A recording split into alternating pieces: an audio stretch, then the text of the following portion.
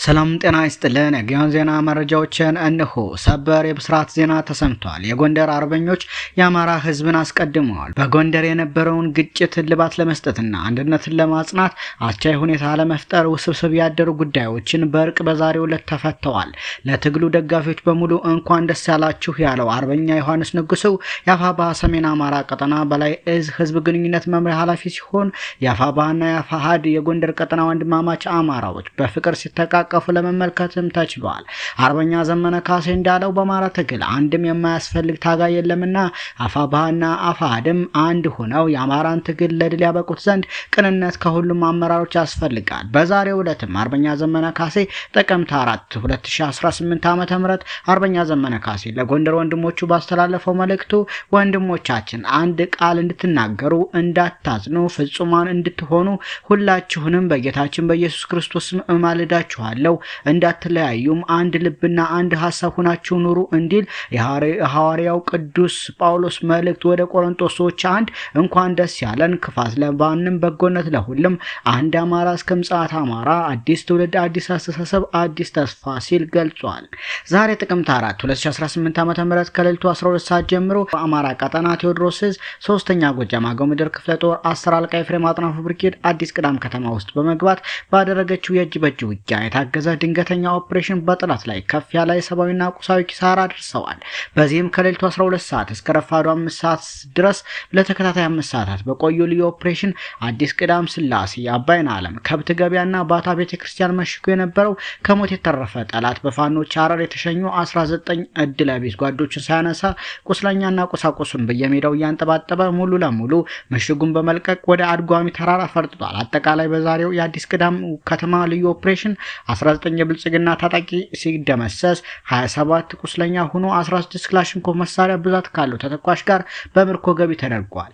በተያያዘም የአማራ ፋኖ ብሔራዊ ኃይል ምስራቅ አማራ ቀጠና ሚኒሊክ ዕዝ ንጉስ ሚካኤል አሊኮር ደቡብ ወሎ ዞን ውስጥ ከሰፈረው በኮሎኔል መብሪያ አስማማው ዋሲ ከሚመራው አድማ ብተና መካከል የ22ኛ ሻለቃ አዛዥ የሆነው ኢንጂነር አዝመራውን መደምሰሱን አረጋግጧል። ከደቡብ ወሎ ዞን መቀመጫ ደሴ ከተማ በስተምዕራብ ከሚገኙት 11 ወረዳዎች አንዱ የሆነችው ማልሳይንት ወረዳ መቀመጫ ደንሳ ከተማ ውስጥ ሰሞኑን በተከታታይ ለ3 ቀናት የንጉስ ሚካኤል አሊኮር ሰራዊት የማጥቃት እርምጃ ወስዶ የጠላትን ኃይል መደምሰሱ ማቁሰሉና መበታተኑ የተገለጸ ሲሆን ኮሩ ካቀፋቸው ክፍለ ጦሮች መካከል የአማራ ሳይንት መቅደላ ክፍለ ጦር፣ መብረቅ ክፍለ ጦርና ኢንጂነር ደሳለኝ አሰፋ ክፍለ ጦር የተወሰኑ አሃዶች በውጣጩ ወደ መሃል ሳይንት የተላኩት ከፍተኛ የጦር ጀብድ ፈጽሞ ከአድማ ብተና ሻለቃ አዛዥ በተጨማሪ የኮሎኔል መብሪያ አስማማው ዋሴ አጃቢ የሆነ ስናይፐር ተኳሽ እንዲሁም ሄኖክ የተባለ 22ኛ ሻለቃ ዘመቻ መሪንና የሶስት ብልጽግና አመራሮችን ከበርካታ የጠላት ሰራዊት አባላት ጋር መደምሰሱ ታውቋል።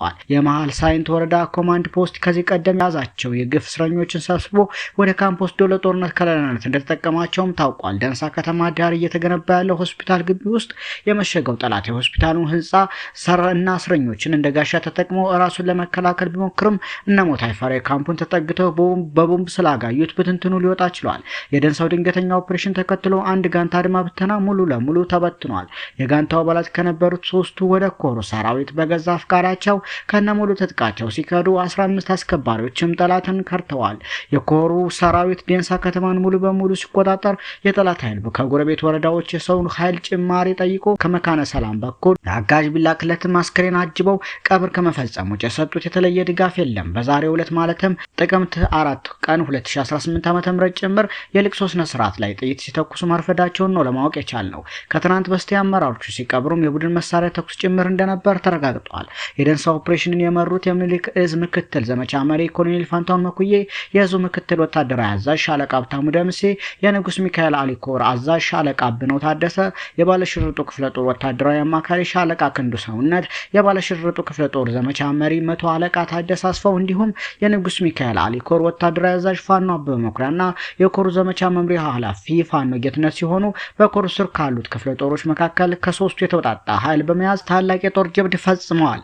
በተለይ የ22ኛ ክፍለ ጦር ሻለቃ አዛዥ ኢንጂነር አዝመራውና ሄኖክ የተባለው የሻለቃ ዘመቻ ደምሰሳቸው የጠላት ኃይልን አጣብቂኝ ውስጥ ከቶት የተበታተኑት ተመልሰው ወደ ካምፕ አለመግባታቸውንና አራሻቸው መጥፋቱም ታውቋል። ህልውናችን በተባበረ ክንዳችን ሲል አፋባ ምስራቅ አማራ ቀጠና ሚኒሊክ ዕዝ አስታውቋል።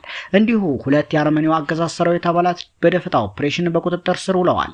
በ602ኛ ኮር 7ኛ ክፍለ ጦር 5ኛ ሬጅመንት የአገዛዙ ሰራዊት አባላት በአባ ኮስተር ብርጌድ ውስጥ የመረጃ ደህንነት ክትትል በተሰጠው የደፈጣ ኦፕሬሽን 2 የአገዛዙ ሰራዊት አባላትን በቁጥጥር ስር አውሏል። ኦብሳ አብዴላ ብሬን ተኳሽና ድሽቃ ምድብተኛና አብድሪል ኑር ረዲ አህመድ ሞርተር ተኳሽ ድሽቃ ምድብተኛ ነበረ። የአካባቢውን ማህበረሰብ አለባበስ በመመሳሰል በጉዞ ላይ እንዳሉ በአባ ኮስተር ብርጌድ ውስጥ መረጃ ደህንነት ክትትል አማካኝነት በኮስተር ልጆች በደፈጣ ኦፕሬሽን በቁጥጥር ስር ውለዋል። በቁጥጥር ስር የዋሉት የአረመኔው አገዛዝ ሰራዊት አባላት አገዛዙ በአማራ ህዝብ ላይ እያካሄደ ያለውን ዘር ተኮር ጭፍጨፋ፣ ግፍና በደል በመረጃ አገዛዙን በመክዳት ወደ ቤተሰቦቻቸው ለመሄድ በጉዞ ላይ ያለን ነው በአባ ኮስተር ብርጌድ የፋኖ አባላት በቁጥጥር ስር የዋልነውም ብለዋል። እንዲሁ ዳግማዊ ቴዎድሮስ 5ኛ ኮር የጠላት ወታደራዊ ማዘዣ ቦታ የሆነችውን ደጎማ ከተማን ከበባ ውስጥ በማስገባት በጠላት ላይ የማያዳግም እርምጃ ወሰደ። ዛሬ ጥቅምት 4 2018 ዓ.ም ከጠዋቱ 12 ሰዓት ጀምሮ የአፋባ ሰሜን አማራ ቀጠና በላይ ዘለቀ እዝ ዳግማዊ ቴዎድሮስ 5ኛ ኮር መብረቅ ክፍለ ጦር፣ የጥቁር አንበሳ ክፍለ ጦር፣ ፋናይ ጉቤ ክፍለ ጦርና ጎንደር የበጋሻው ክፍለ ጦር ነብዩ አሳምነው ብርጌድ በአራት አቅጣጫ ከጠላት ምሽግ ድረስ በመግባት የጨበጣ ውጊያና ቦምብ ውርወራ የደረሰ እልህ አስጨራሽ ውጊያ አድርገዋል። በሳጋ በአምባጭራ በአምባ ዙሪያና በደንጎርሳ ምሽጎች የጠላት ኃይል የተቀጠቀጠ ሲሆን ከፍተኛ ቁጥር ያለው የጠላት ጥምር ኃይል ሙትና ቁስለኛም ሆኗል። ከማክሰኝት ደጎማና ከአርባያ ደጎማ የሚወስዱ ሁለቱን የመንገዶች ዝግ በማድረግ ውጊያው የተካሄደ ሲሆን የጠላት ኃይል ድጋፍ ለመስጠት በከፍተኛ ሁኔታ ችግር ውስጥ መግባቱንም ታውቋል። በዚህ ስበብ ክፉኛ የቆሰሉትን የጠላት ኃይላት ወደ ከፍተኛ ሕክምና ማድረስ አለመቻላቸውም ተገልጿል። በውጊያው የተገኙ ድሎች መካከል 15 እስከ ወዲያኛው ሲሸኙ 23 ቁስለኛ ሲሆኑ በአሁኑ ሰዓት በደጎማ ጤና ጣቢያ ሕክምና እርዳታ እየተደረገላቸው እንደሆነም ለማወቅ ተችሏል። ከዚህ ጋር በተያያዘ በትናንትናው ዕለት ጥቅምት 3 2018 ዓ.ም በ6 አቅጣጫ ጎንደር የበጋሻው ክፍለ ጦርና ታርሎ ብራን ክፍለ ጦሮችን ለመበተን ከፍ ሲልም ደግሞ ለመደምሰስ በሚል አቅዶ የመጣው የጠላት ኃይል አሳፍረው መመለሳቸውም ታውቋል።